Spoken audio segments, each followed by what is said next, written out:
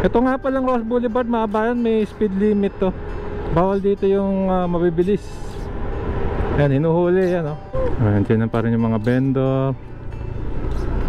So ito yung lumang line, ito yung bago. Hanggang dito lang dati. Ayan yung pinagkabitan, oh. Sikip mga kabayan, ba't nakahamba lang dito to? Ayan, oh, hinuli yung mga e-bike, oh.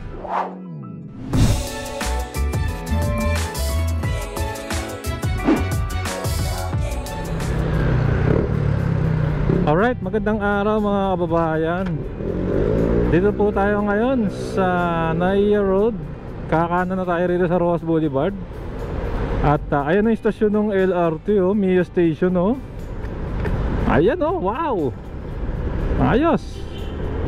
Mga kababayan, ngayon ay puntahan natin yung Baclaran. Ngayon ko lang nakita ito ng ganito.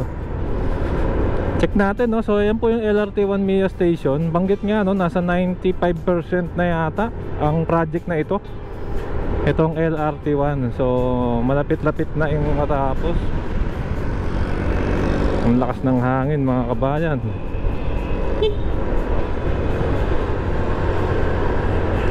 So sama lang kayo, tignan natin. So ito nga yung linya ngayon dito. Simula tayo dun sa Mia Station. Dito na tayo sa City of Dreams. Check natin. Tapos papakakanan tayo rin sa Redemptoris.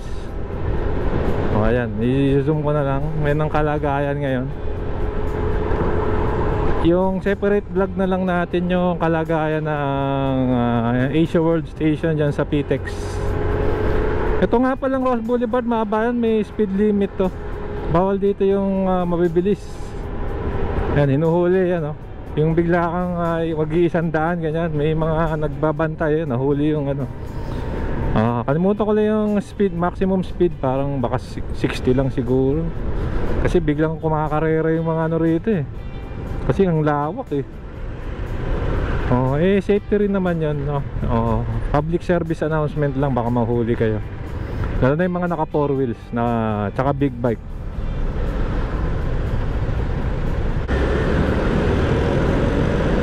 Dito tayo sa Baclaran.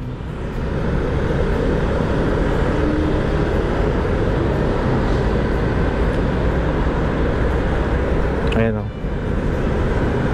Kanan tayo rito. Ito na yung siguro update na rin natin yung Baclaran, no? Kamusta naman yung napakaalanganin ng kanilang park. Magabang ng pasahero.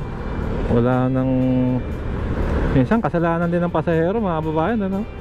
Kansa na lang mga parada. Ito, stasyon ulit ng LRT, mga babayan. Zoom na lang natin. Minsan lalapitan nga natin yan. Alanganin kasi itong lugar na ito, mga babayan. Kailangan natin mag-park. So Redemptoris na, Baclaran Church.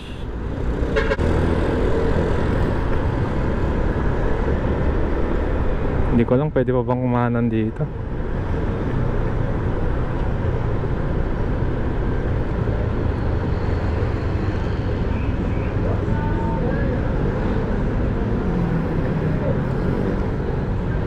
Parang bawal na, eh.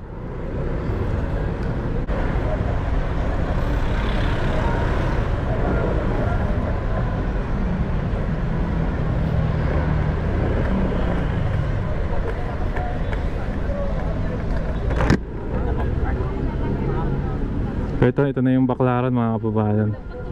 Ito yung linya ng LRT.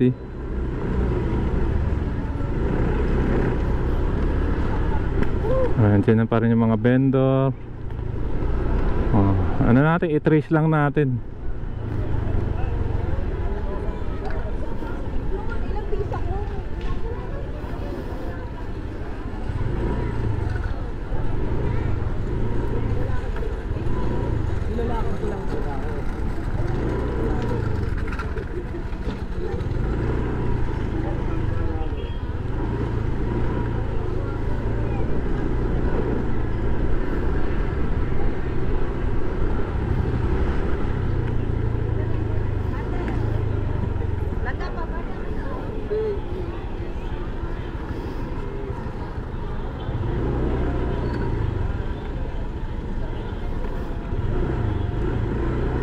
So ito yung entrance ng parking ng Baclaran Church.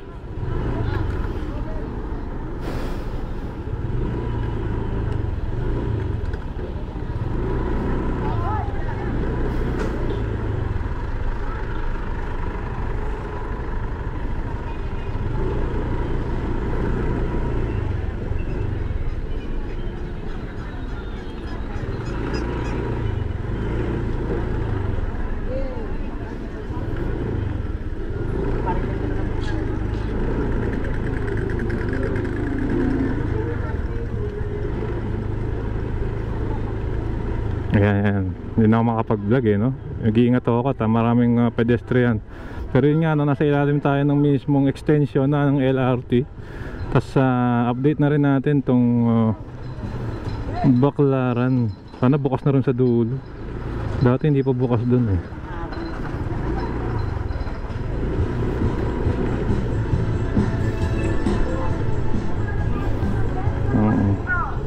Nasakop na naman yung kalsada rito.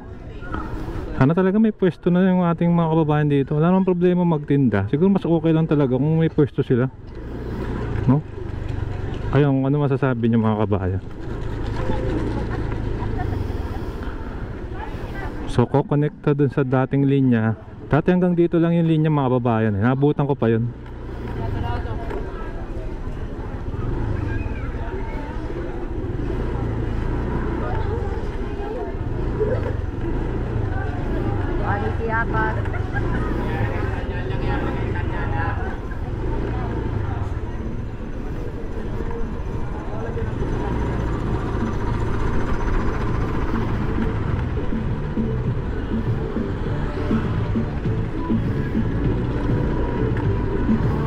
Okay, so ito yung lumang line, ito yung bago, hanggang dito lang dati. Ayan yung pinagkabitan, no?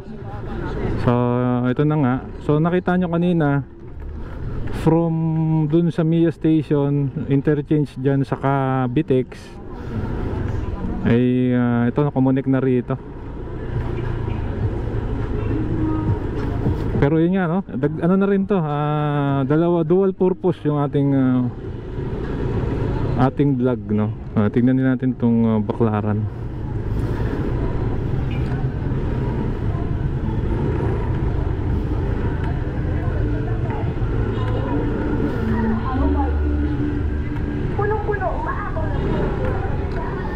So yan, marami pa rin nagtitinda.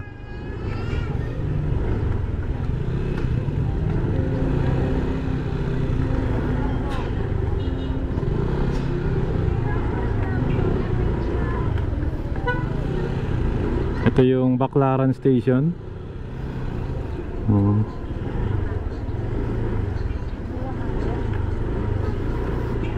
Ayan, so ayan, no?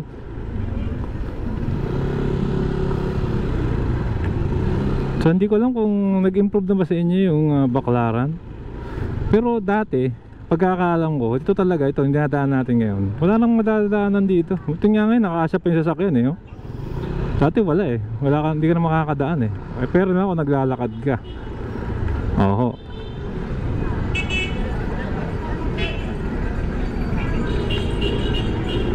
So dire-diretso tayo. Sige ko, hanggang doon na tayo sa intersection ng EDSA. Sayang itong mga lugar, no? Makasama kung ayusin lang to. Diba pag nasa ibang bansa tayo, tatutak sa Thailand, ganyan, mali. Ano to, nilalaanan nyo na to ng parang tourist center to. Ayusin nila, medyo papagandahin, lilinisin, lalagyan ng sistema. Tapos ang lapit pa nito sa airport, no? Pwede itong puntahan ng mga gustong mamili ng pasalubong, mapalokal o foreigner. Diba? Anong masasabi nyo ron, mga bayan? Ayusin lang to. Sayang yung potensyal. Kasi ang nangyari rito kanya-kanya eh. Hindi ko alam kung may binabayaran ba sila, pero tingin ko wala eh. Kanya-kanyang pwesto na lang. Tapos kapag may nanghuli, takbo muna. Pag wala na yung nanghuli, balik.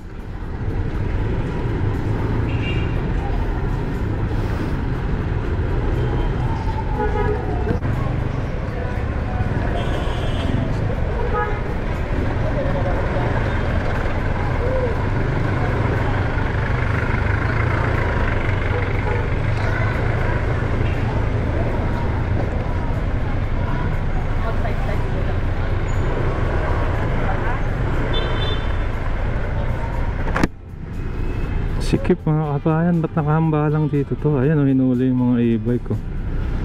Ayan o, daming na ano, hinatak e-bike. Ang dami, pati motor. At least kumikilos pala yung ano dito, mga nakahamba lang sa kalsada.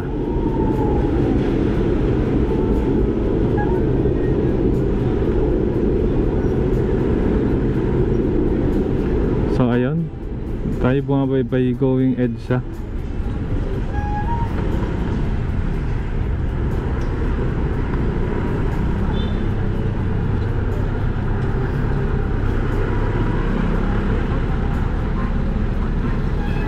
Ayan, tatawid lang tayo. So far ito, no? Ayan pa rin yung linya ng LRT1 na malapit na nating ma-experience, extension hanggang Cavite na. So ayan, ito na, kita ko na yung EDSA Pasay Rotonda.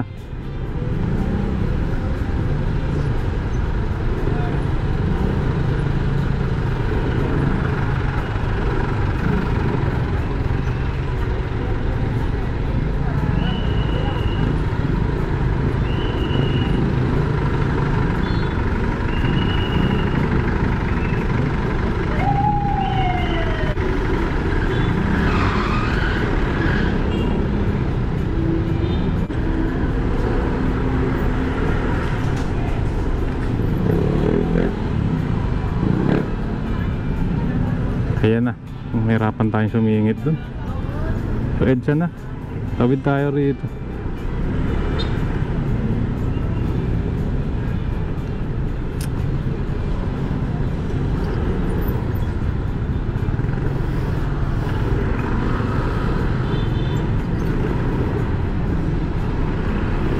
Ayan, so EDSA na.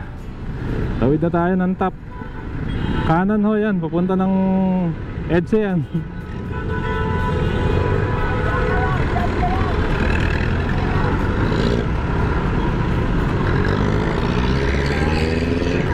Ay, nakatawid din.